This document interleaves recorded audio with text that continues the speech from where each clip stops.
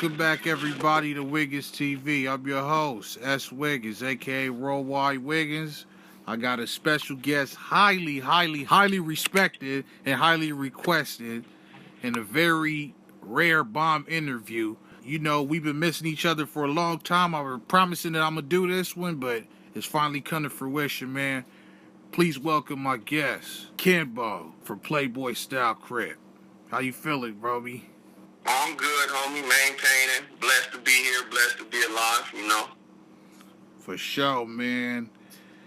Man. Where do I start, man? We got a lot to cover in these few minutes, but PlayBoy Style, a lot of people, you know, they give a lot of negative feedback on the PlayBoy Styles, man, but you know, PlayBoy Styles was a solid hood, man, and for what I'm hearing, y'all still there, you know?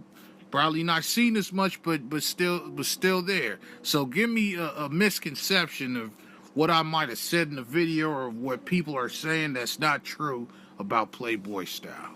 Well, for one, you know, I trip off of when, you know, people be saying, you know, they ain't seen us, you know, and you know, like we was talking before, and like I said, you don't see air, but niggas is still breathing, you feel me? Yeah. You know,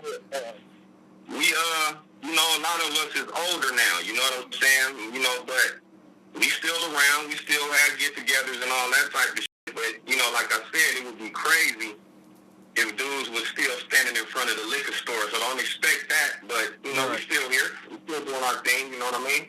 Still a lot of homies maintaining. Mm-hmm. So, look, kind of, since you pretty much the first interview, not only on WigginsTV, on YouTube, period, please give us a history. When officially did the PlayBoy Style start, and let's give us the beginning from the get-go. All right, well, I'm going to have to say we really started around about between 82 and 83.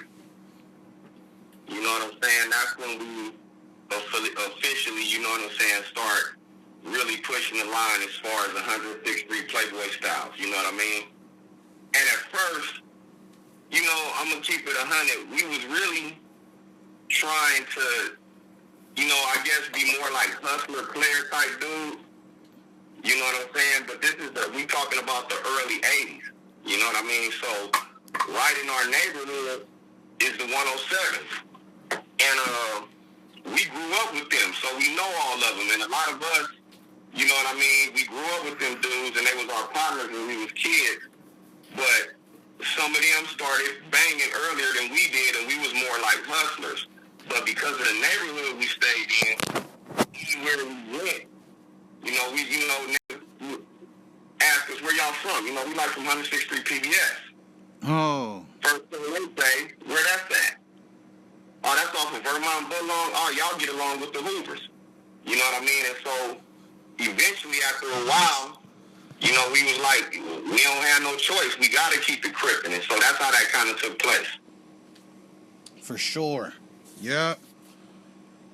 Another question I wanted to ask y'all is because somebody told me something about the PlayBoy Style that I wanted to clear up. So you guys are, I remember specifically, they said y'all had frictions with the, you know, we ain't gonna get into specifics, but the 9-0s, the surrounding 9-0s, the Huntons, but also y'all had frictions with the Hoovers as well. Is that true?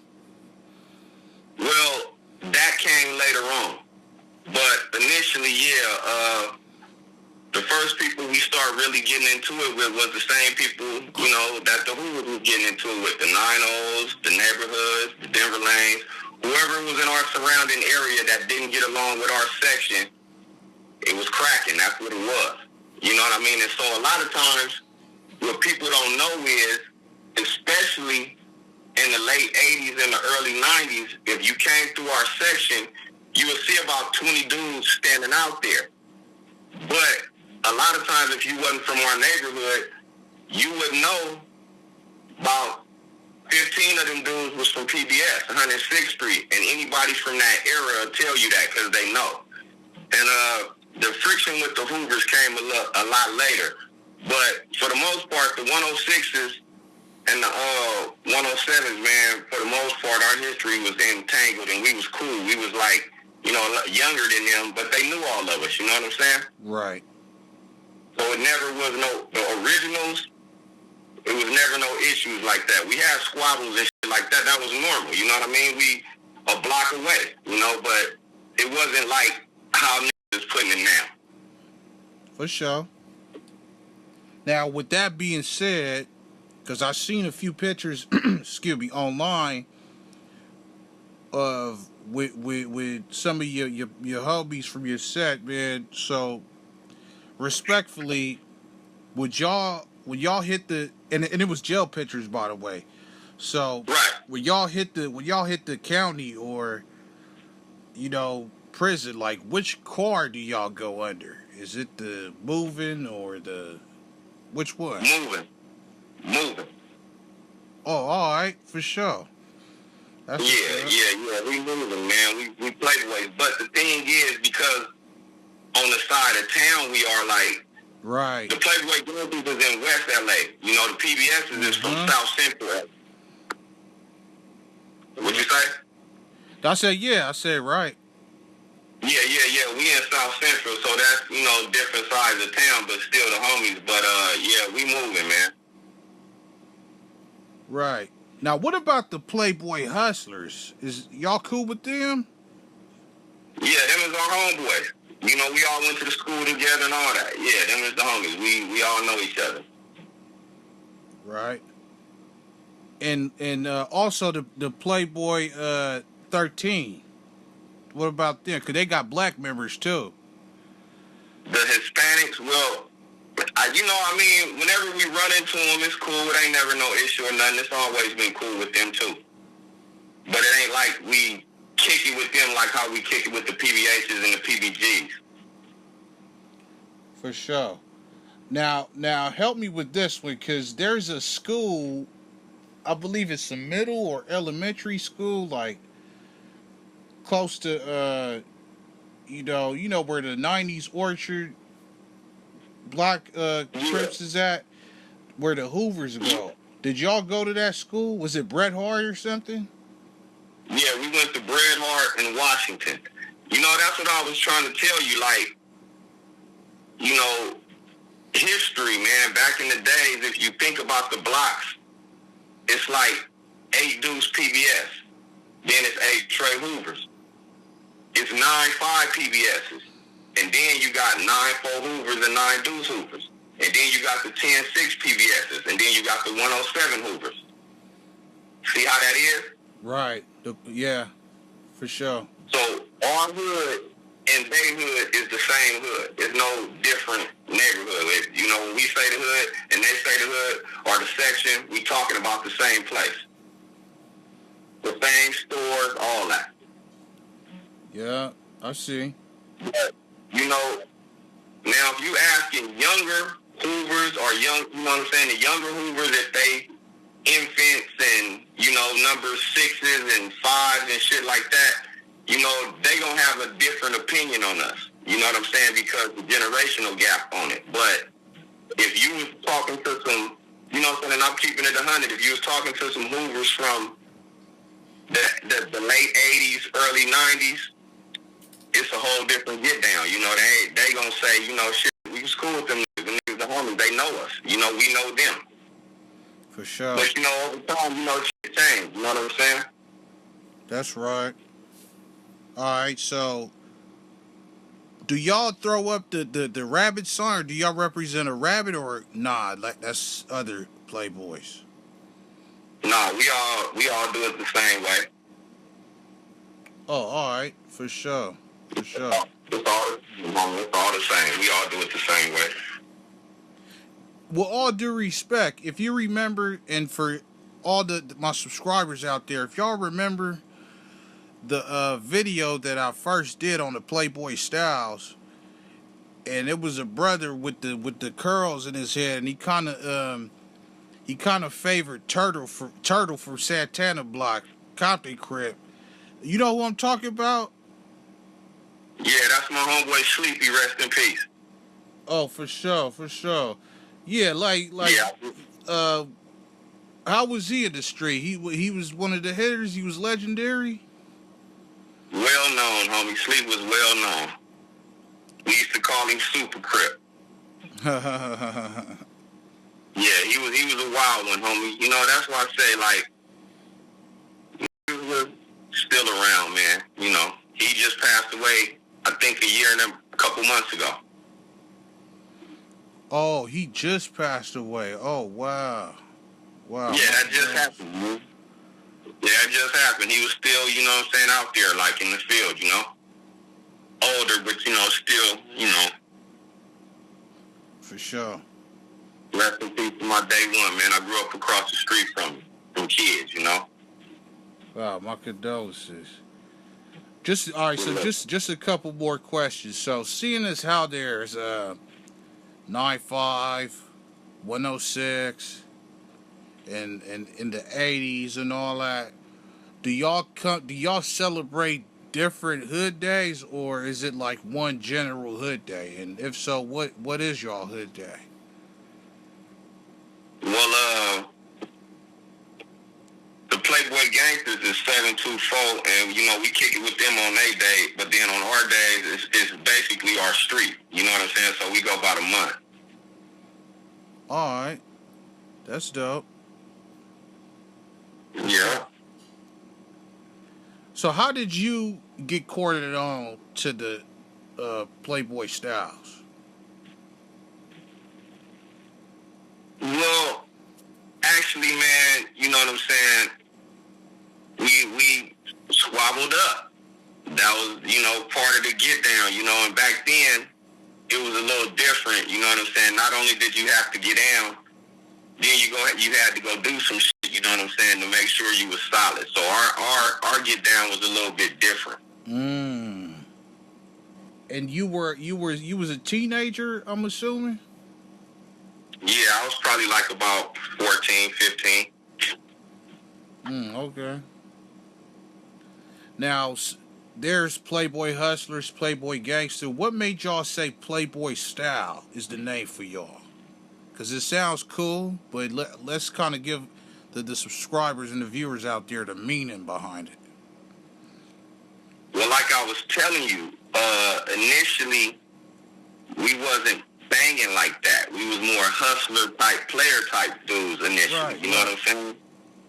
But because of our section and the way we was raised, even though we was trying to be players to a certain extent and hustlers because we was grinding and all that, we came up around a certain type of environment, so we still wearing chucks and khakis and shit like that. So it was like I told you, wherever we went, when we said where we was from or what we was pushing, it wasn't looking like that. You know what I'm saying?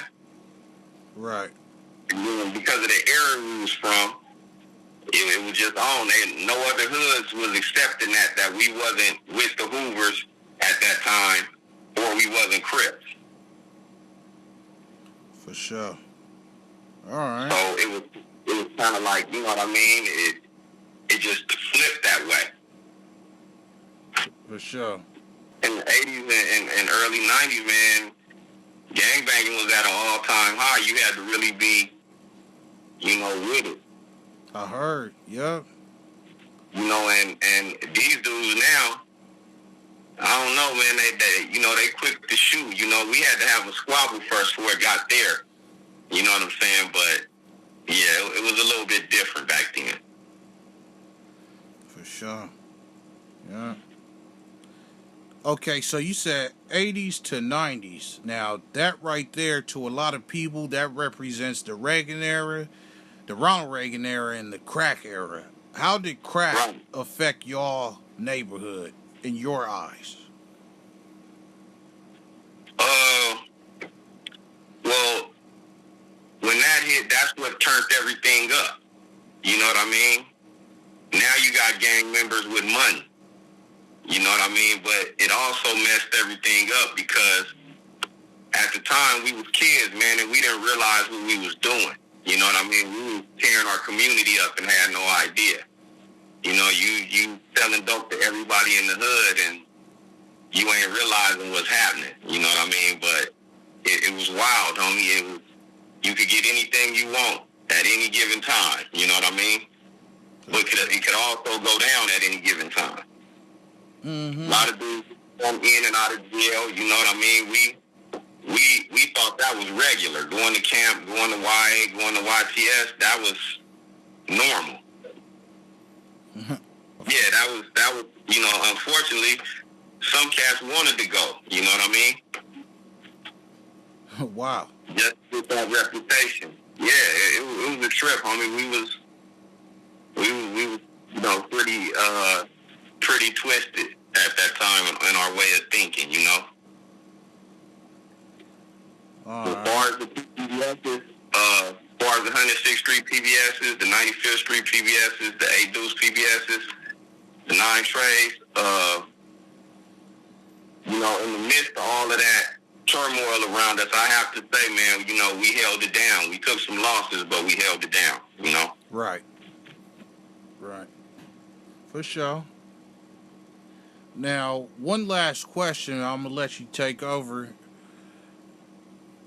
Y'all on the 106th in Vermont, and I always ask people that I know, you know, that lived in the or are familiar with the Hoover area, because over there you got on Western and Imperial, you got Food for Less, and over there on Crenshaw, I'm assuming that was y'all enemies as well. You know, it's not like today where the Hoovers is clicked up with the families and the Inglewood families and all that. Yeah, see, that's a whole different get down from my era, man. No, it wasn't like that. Right. Let me break it down to you. Like, okay, in that area, we on 106 between Butlong and Vermont. Right. In between Vermont and Normandy. But across Normandy, in my era, was the UGs. So only a block up was the UGs. On the other side, if you go down Butlong about 4 blocks, is the 10 Deuce Butlongs, which used to be the Regal Boy. But they turned 10 Deuce Butlong. And then 2 blocks down from there, you got the 9-9 Mafias. Mm-hmm. You go east about 4 blocks is the Denver Lanes. You cross Imperial, it's the Raymonds. Right. Yeah, so, it's a little different now, you know, but in my era, that's how it was. For sure. Do you remember that, okay, so you know the county building on Western and 120th? Yeah. You know, across the street, they used to have a club right there. That's what my stepfather told me. Is that true? Do you remember a club being right there? On 120th and Western? Yeah, across the street from the county building. Oh, I don't know. I don't remember, man. Because that shit done switched up so much. You know, the county building was on Imperial and I think Western when I was a kid, when I was a teenager. You know, it was down the street from the Devil's Dips. Oh, all right. All right. Yeah, the shit done changed the spot, yeah. So how did y'all used to go get food? I mean, like, you know, let's say you hungry, you know, you got the enemies over there, and you got enemies. You got enemies at the Food for Less Western. You got enemies at the Food for Less Imperial in Crenshaw. You got enemies at the Food for Less Century in Crenshaw. But you got to understand, you naming all stores that wasn't there at first. Yeah, see, remember, we talking 82, 83, 84, 85, 86, 87, 88. Them stores ain't there yet. So where was the stores? I mean, it was different things there. You know what I mean? Like I said, it was a spot where we used to all go ride dirt bikes called the Devil's Dips. That was right behind Southwest College. Oh. Yeah, see, it was different. You know, a lot of things changed since then, man. I mean, you can still move around, but the hood was self-sufficient. We had a hamburger stand right on 106 and Budlong called Smitty's. We didn't really have to go nowhere. Oh. But it was a liquor store on each corner. I mean, and you know, you got to think, we gang banging. So if we felt like going up to the store and whatever was going to happen when we got to the store, that's what was going to happen. Oh. Oh, we man. Was still, you know, when we was going to Washington High School, man, you know, we already had cars and lowriders and stuff like that. You know, like I was saying, initially we was hustlers before, although we was, I don't know how to say it, we was still banging per se, but we was really on money first. You know what I mean? Right. So we already, when we was in high school, we already had lowriders and, you know, my homies, you know, especially, you know, the 9.5s, they had BMWs and big trucks and lowriders and, you know, that's why I said if you talk to dudes from that era, they'll tell you, you know, about the PBS. They know. For sure. You know, it's a different era now, you know what I'm saying? And if you still putting dudes on the set and making dudes, you know, infant this and tiny this, I mean, you know, I don't really know what to say. For sure. All right, Kemba, I'm going to let you, anything else you want to say before we get up out of here? Not really, homie. Just, you know, hopefully our people stop knocking each other down over nothing, man. These dudes fighting now, they don't even remember what they fighting for no more, you know? For sure, yeah. That's it, you know, still, you know, we still, you know, do our thing, you know what I'm saying? Whatever people think, we ain't tripping. We had our turn. We did good. We had a good run. I ain't tripping. We ain't supposed to be standing outside. For sure, man. Well, like, hey, Kid Bone, man, I definitely appreciate you, man. You know, it's been a long time coming. I appreciate you giving me this opportunity, bro. And if nobody ever tell you, bro, you a legend, man. Hey, your hood is legendary, bro. And I'm going to definitely uphold it on my channel and continue to push it forward, bro. And I'm not going to let nobody say no bull about it. So I appreciate it. Well, you know, hey, it ain't nothing wrong with, you know, people having their opinion, but those who know. You know what I mean? It's all good. For sure, man. I appreciate you. All right, well, y'all got it here first. I appreciate Kimbo for stepping through. Appreciate it. And y'all keep it locked here on WigginsTV. You got it here first. Yes, sir. Westside 106th Street, PlayBoy style career. Ha. Yeah. Wiggins!